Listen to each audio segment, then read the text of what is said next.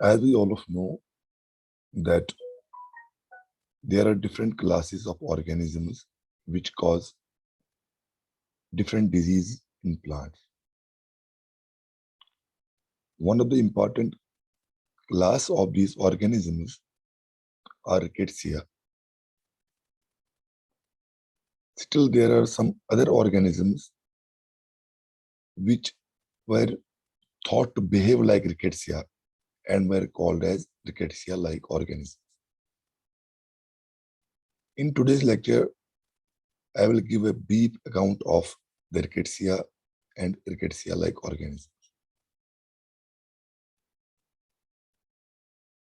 First of all, I would like to give an brief introduction about the bacteria. We know that bacteria are the simple and prokaryotic organisms that lack a true nucleus. They are differentiated from eukaryotic organisms based on the cell structure and molecular organization. Bacteria have been classified by different authors based on different parameters. For example, based on the structure of the cells, we have got Vibrios, Bacilli, Cocci, Superilla, etc. Similarly, we have got a technique called Gram staining, wherein the bacteria are subjected to Gram stain consisting of crystal violet dye, which impart purple color to the bacteria. In this procedure, after the application of crystal violet dye, Gram's decolorizer or destaining solution consisting of the mixture of ethanol and acetone are applied to the bacteria. Then, depending on the response, whether the bacteria retain the dye or do not retain the dye, there are two classes of bacteria. Those bacteria that retain the crystal violet dye, that is, they retain the purple color even after decolorization, are classified as gram-positive bacteria. And those bacteria which do not retain the purple color and are then counterstained by safranin dye, which imparts red color to the bacteria, are classified as gram-negative bacteria. Further, we know there are different other parameters in which these gram-positive and gram-negative bacteria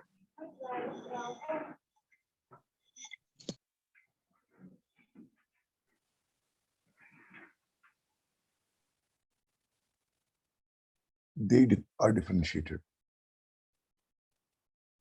For example, we know that in gram-positive bacteria, we have got a cell wall consisting mainly of the peptidoglycan, or what we call as murine.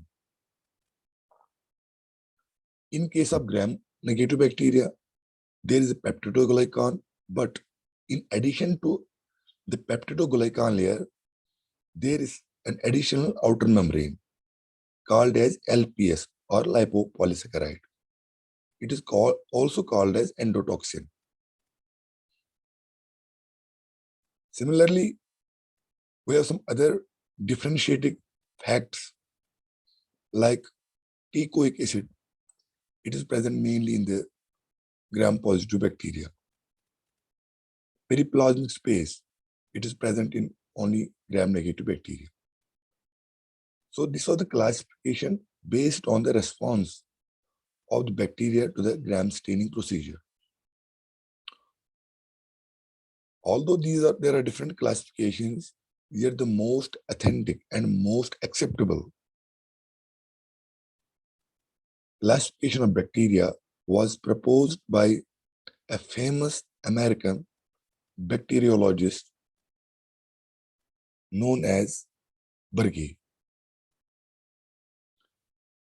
He, in fact, proposed two manuals. One manual is called as Berge's Manual of Determinative Bacteriology, wherein the bacterial are described based on various parameters like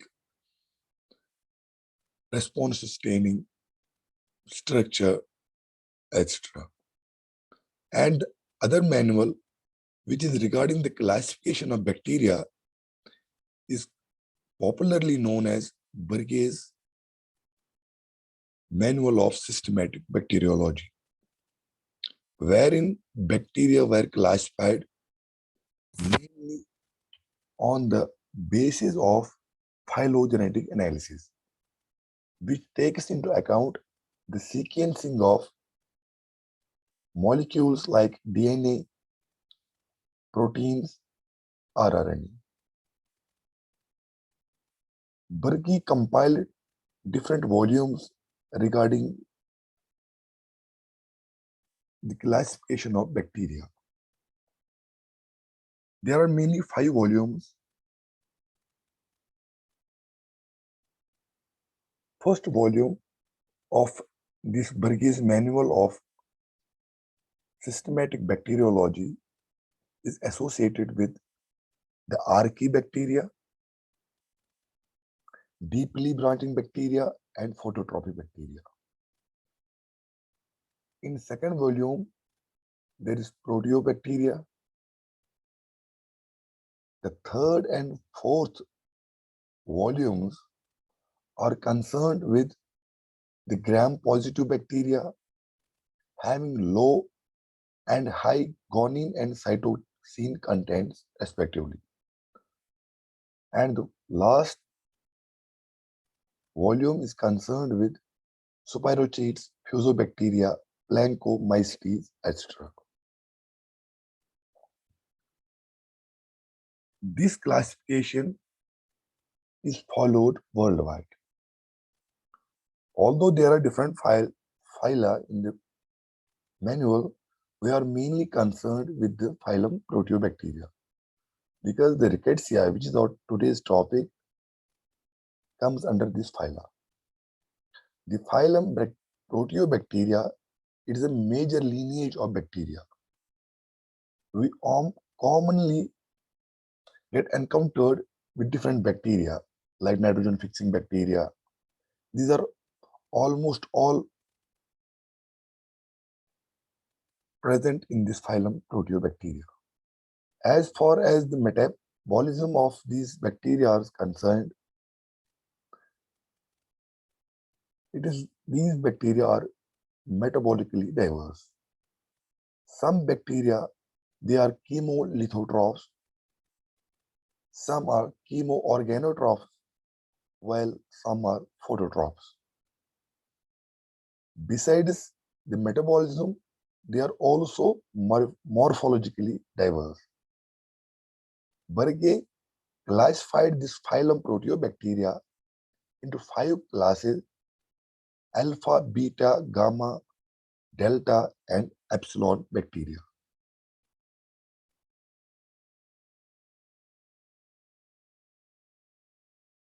This slide, which is present on your screen, shows some of the morphological and other distinct characteristics of some selected alpha Proteobacteria. As far as this class of bacteria are concerned, they are oligotrophic in nature. Oligotrophic bacteria are those bacteria which grow at very low nutrient levels. We know organisms require different nutrients for their proper growth and development. However, there are some organisms which require these nutrient levels not in a large quantity, but they grow even at low nutrient levels. These bacteria are called as oligotrophic bacteria. So the alpha proteobacteria, they are oligotrophic proteobacteria. And Rickettsia comes under this class, alpha proteobacteria. Now coming to the name Rickettsia.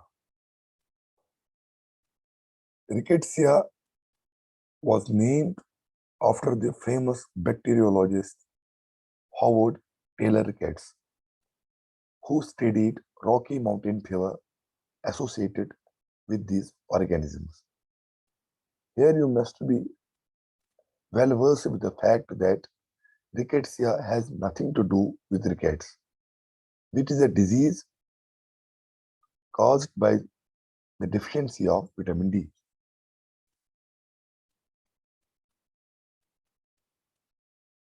As far as the Rickettsia are concerned, they are obligate intracellular parasites. We have got viruses which also follow this mode. It is obligate intracellular parasitism, wherein an organism obligately resides in the body of another organism as a parasite and cannot live freely. For its diffusion and development, it is dependent on the host organism. These organisms are referred to as obligate intracellular parasites. These Rickettsia, they are gram-negative bacteria.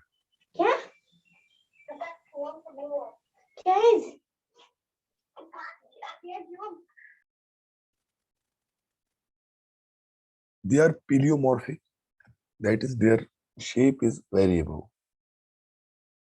And one of the important characteristic feature of these Rickettsia are that they are mainly the parasites of arthropods, insects like fleas, lice, ticks, mites, etc. Earlier, these Rickettsia were thought to lie between the viruses and true bacteria. And many authors have also described them as a connecting link of the viruses and bacteria, because they could possess the properties of both viruses and bacteria. Now coming to the general characteristic features of the Rickettsia.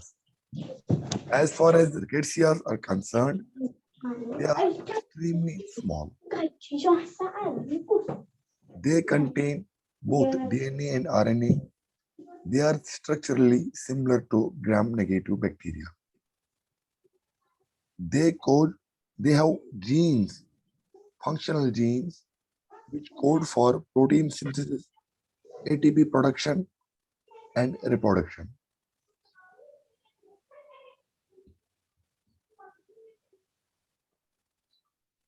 As I told that originally they were thought to be viruses. Why? Because they were very small in size. They stain poorly with gram stain procedure, and they are obligate parasites like viruses.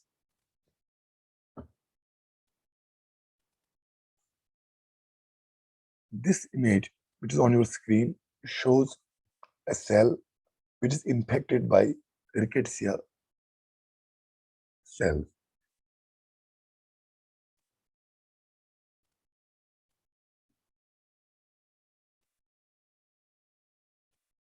Now the classification of Rickettsia. The Rickettsia come under the domain bacteria.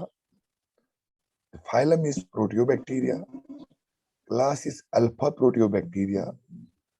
Order is Rickettsiales. Family Rickettsiaceae. Tribe is Rickettsia. and the genus is Rickettsia. This classification is according to Burgess' Manual of Systematic Bacteriology. This is, as you can see on your screen, a cell which is infected by Rickettsia.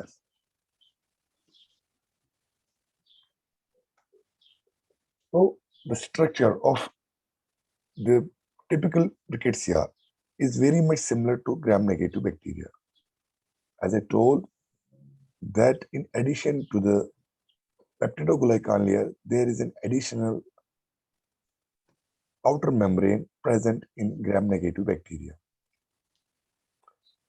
This type of structure is also present in the Rickettsia.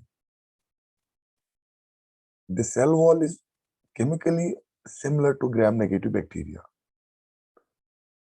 It contains diaminopimelic acid and lacks teichoic acid, like other gram-negative bacteria. Besides, the plasma membrane or the plasma lemma of these organisms, they are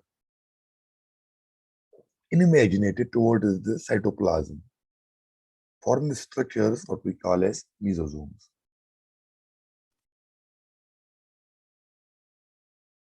So there were different characteristics of these Rickettsia in which they were similar to the bacteria, like the structure of the cell wall and cytoplasmic membrane, the presence of protein and phospholipids, reproduction by binary fission, presence of intracellular metabolic enzymes, and the presence of endotoxin or LPS like other gram-negative bacteria. Based on these characteristic features, they were classified as bacteria and not as viruses. After the discovery of Rickettsia, many organisms were later on discovered whose structure was somewhat similar to the Rickettsia. And they were termed as Rickettsia-like organisms. These Rickettsia-like organisms, they were thought to be the Rickettsia-like organisms. In today, they are classified as different class of parasitic bacteria. Sir. Yeah. Hello? Hello? So these Rickettsia-like organisms, they were named differently, like Rickettsia-like bacteria, Rickettsia-like organisms, Fastidious prokaryotes, and Rickettsia-like walled bacteria. These Rickettsia-like organisms were further discovered to infect and cause disease of different animals and plants. Today, we are concerned with only those Rickettsia-like organisms which cause some important disease in the plants. These Rickettsia-like organisms or Rickettsia-like bacteria, they infect the plants and reside only in the vascular bundles or the vasculature, comprising mainly of the xylem and the phloem. So they are a class of vascular bacteria. They are also known as fastidious vascular bacteria. Fastidious bacteria are those bacteria which grow in some spatial medium. So these Rickettsia-like bacteria or Rickettsia-like organisms, they have a well-defined cell wall, unlike MLOs. We know we have got other organisms, microorganisms.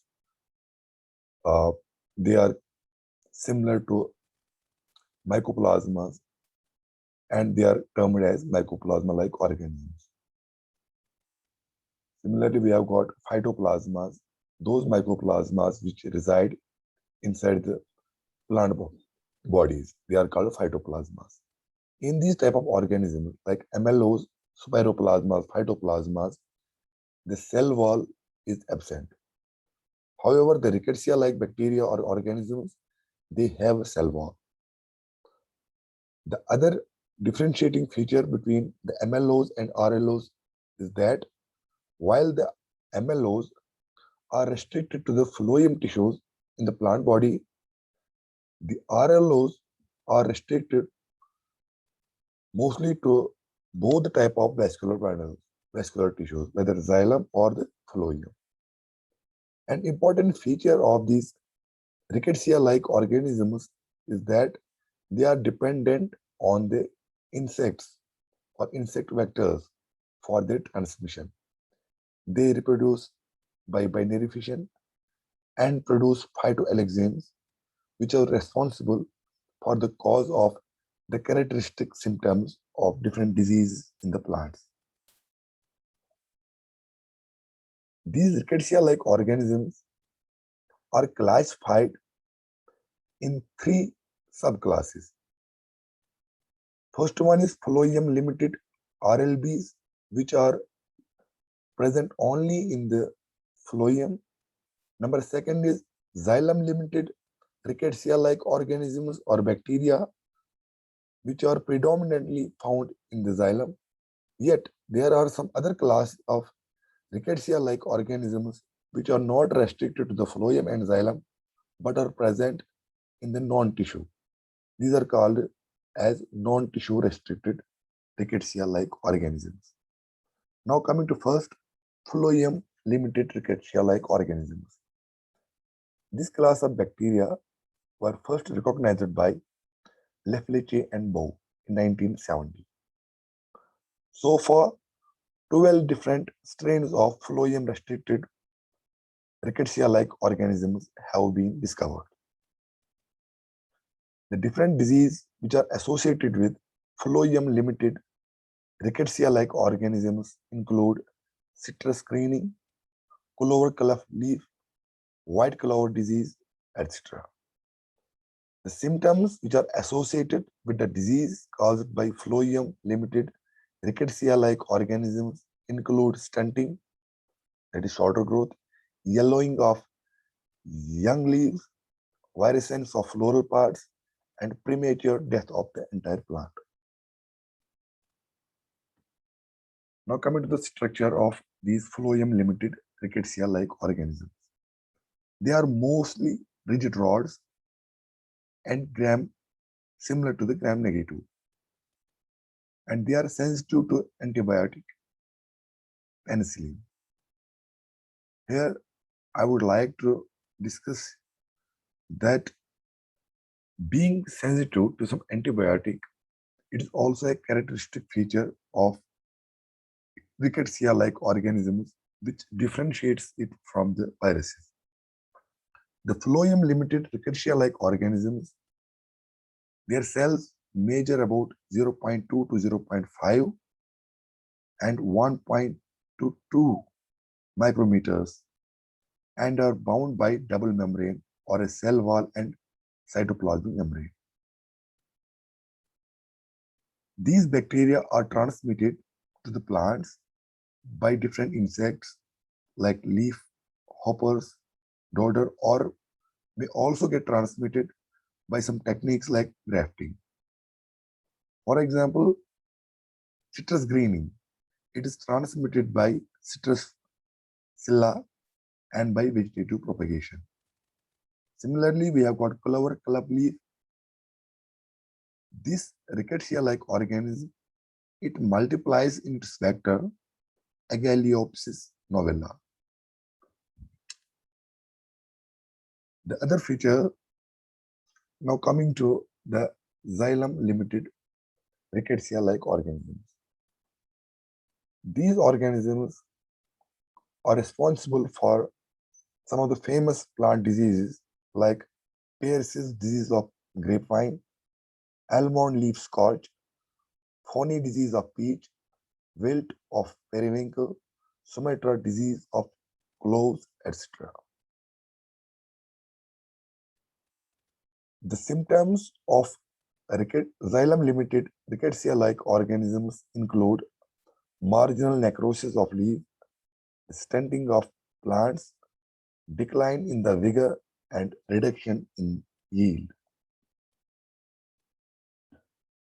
As far as the structure of the cells of xylem-limited rickettsia-like organisms are concerned, they are gram-negative bacteria and have elongated cells of 0.2 to 0.5 and 1.4 micrometers. These cells have also well-defined cell wall and plasma membrane. They are ridged or ripped due to the formation of mesosomes. And they are susceptible to tetracyclines, but are insensitive or resistant to the penicillin, unlike phloem-limited rickettsia-like organisms. The transmission of rickettsia-like bacteria present in the xylem occurs mainly through xylem-feeding insects. However, there are some instances where the transmission through sap and through vegetative propagation also been noticed. Insect vectors which promote the transmission of xylem-limited rickettsia-like organisms belong to sharpshooter leafhoppers, that is Scadididae, and spittle bug or froghoppers. Pierce's disease of grapevine, it is spread by different insects like Homeladiska, Oncometopia, Curna, etc.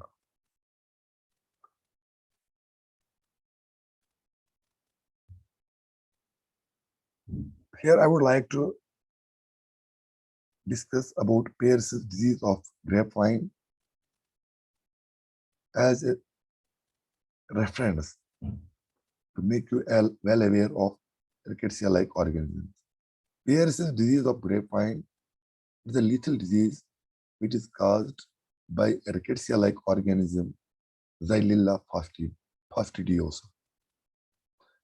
These rickettsia-like organisms, they reside in the xylem of grapevine and are transmitted to the host plant by insects including sharpshooter leafhoppers and spittle bugs. Besides the Pierce's disease, this Xylella fastidiosa, it also causes diseases like leaf scourge, oleander leaf scourge, citrus variegated chlorosis, oak leaf scourge, alfalfa leaf scourge, etc.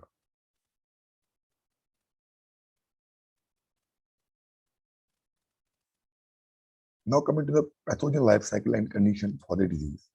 This Xylella fastidiosa, it is widely distributed in native plants throughout its host range. This RLO, it survives and multiplies in the xylem tissue.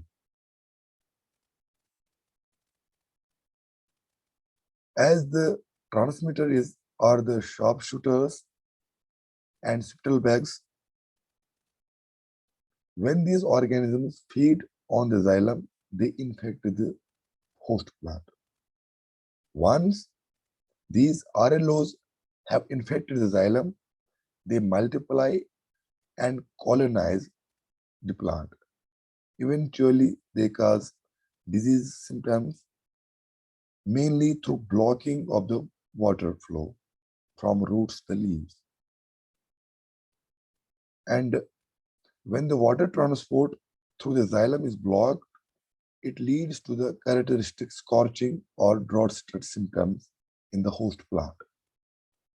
Here, as you can see on the screen, this is the disease cycle associated with this Xylella fastidiosa. First, here as you can see on the top of the screen, there is the insect, and this Xylella fastidiosa, it lies in the foregut surface.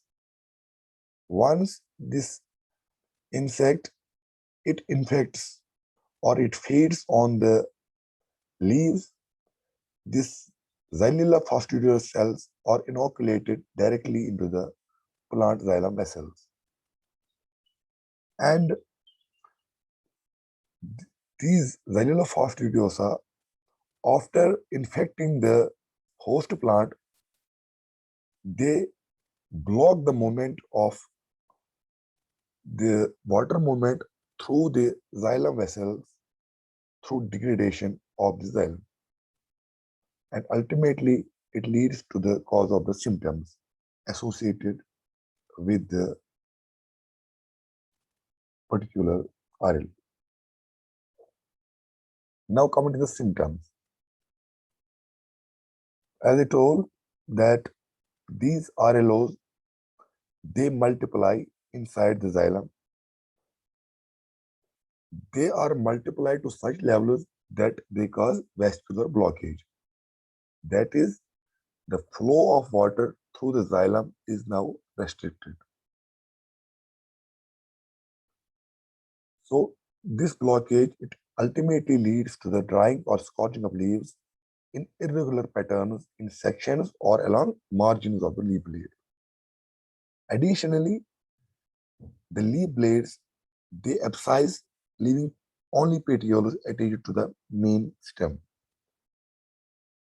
Within 1 or 2 years, this Pierce's disease may even kill the host plant.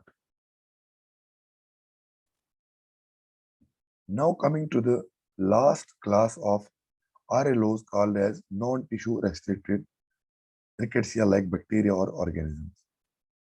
They are not found in xylem or phloem, but are found in parenchyma and meristematic cells of the yellows of grapevine, chlorosis, aspermy of wheat, apple proliferation, carrot proliferation, necrosis, and grapevine. These are some of the diseases which are caused by these non-tissue restricted rickettsia-like organisms. There is a disease in grapevine called as yellowing or yellow of grapevine. It is caused by these non-tissue restricted RLOs, and this RLO is transmitted by a nematode, Zyphionema index. However, not much is known today about these RLBs. Thank you very much. If you have got any question, you may ask me. You can unmute yourself and ask any question. If there is any confusion, please ask.